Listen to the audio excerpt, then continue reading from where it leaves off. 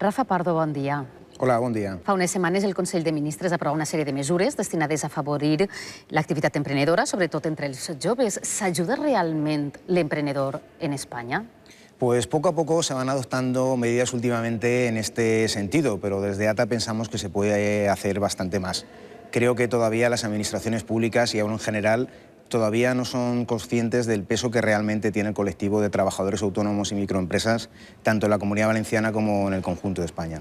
Una d'aquestes mesures anunciades és la implantació d'una tarifa plana de 50 euros per a joves emprenedors que inicien ara la seva activitat professional. Quins requisits ha de tindre per a poder optar a aquesta tarifa plana? Pues básicamente el requisito es, por un lado, estar desempleado y por otra parte es el requisito de la edad. En el caso de los hombres, tener menos de 30 años y en el caso de las mujeres, tener menos de 35 años. 30 anys, això és un dels requisits bàsics, però no és una edat massa temprana per a poder ser emprenedor, més avui en dia que els joves es formen molt. ¿No debería de haberse ampliado un poco más esa edad? Pues efectivamente, hoy en día la verdad es que la mayoría de los jóvenes empiezan más tarde a incorporarse al mercado laboral, ya sea por cuenta propia o ya sea por cuenta ajena. Precisamente pues por esta cuestión, porque cada vez estudiamos hasta más tarde. Entonces, desde luego, desde ATA pensamos que se tenía que haber ampliado esta medida a otros colectivos independientemente de la edad.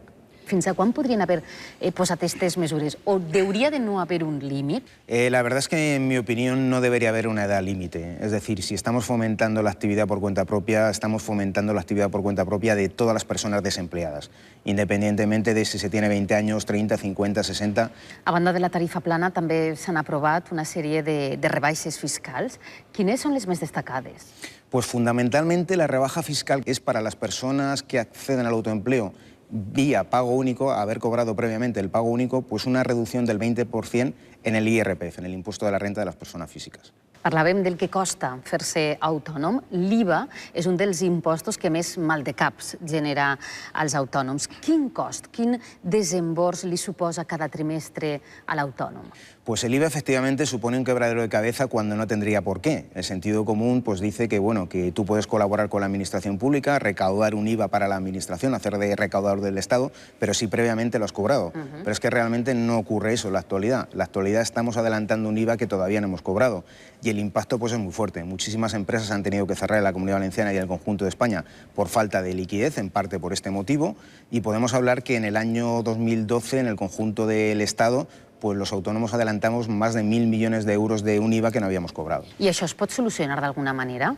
Pues sí, se puede solucionar y de hecho una de las medidas que anunció el presidente del Gobierno en el debate del Estado de la Nación es que a partir del año que viene, a partir del 1 de enero del 2014, empezaríamos a funcionar por criterio de caja. Es decir, que una vez que cobremos la factura tendremos que pagar ese IVA. No hi hauria per tant que avançar-lo. Efectivamente, es una buena medida que llevábamos tiempo esperándola, pero bueno, al mismo tiempo te comento que nos hubiese gustado que se hubiese empezado a aplicar ya i no en l'any pròxim.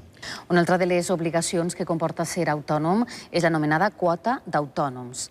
Per què s'ha de pagar des del primer dia que un autònom es dona d'alta, o diguem, inicia la seva activitat, encara que no haya comenzado a generar ingresos? Pues sí, desgraciadamente así lo dice la ley y es muy clara. A nosotros, desde luego, pues bueno, nos gustaría que en un primer momento pues uno pudiese darse de alta en Hacienda y tener una bonificación, por ejemplo, del 100% en la Seguridad Social hasta que la actividad económica pues generase unos ingresos mínimos, que por ejemplo pudiesen ser unos ingresos similares al salario mínimo interprofesional. Respecte a altres països europeus, quina és la situació dels autònoms així a Espanya? Siendo la situación mala, o sea, siendo negativa, la verdad es que tenemos unas perspectivas a corto y medio plazo mejor que en otros países como por ejemplo pueda ser Italia o pueda ser Grecia o incluso Portugal.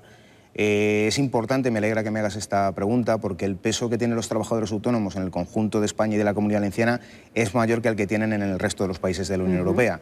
De hecho, el 96% de las empresas españolas o bien son autónomos personas físicas o bien son microempresas. Avui hem volgut analitzar les últimes mesures aprovades pel govern per a incentivar l'ocupació. Gràcies, Rafael, per haver-nos acompanyat este matí. Gracias a vosotros.